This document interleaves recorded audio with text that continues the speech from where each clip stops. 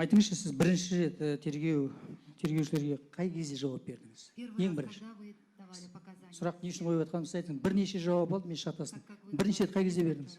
4 числа, получается, мы как нас задержали.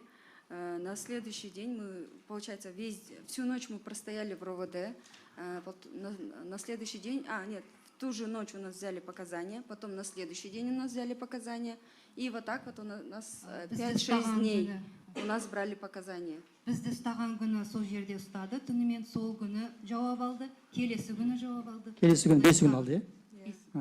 Қазақ тілінде бердіңіз ба? На казахском. Нет, я давала на русском показания. Орысша бердім. 5 күні орысша бердіңіз ба? Да. Қараңызшы, мынау сіздің почеркіңіз ба? Қазақша жазыпсыз. Менің сөзіммен дұрыс басылды, және оқып таныстым дейсіз. Қол қойасыз. Сіздікі ме? Түсіндіңіз ба сонда барлығы? Поняли, что там писали? Ну, я же говорю, я была уставшая, я была...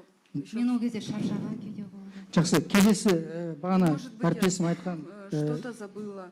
Мүмкін бір нәрсені ұмытып қалған шығар. Әріптесім көрсеткен жауапты да қазақ тілінде бердіңіз ба? А те показания, которые оглашал ваш адвокат, тоже на казахском давали? И нет, на русском давала. И... Жоқ, сіз астында жазыпсыз. Я на казахском понимаю, просто я давала показания все на русском.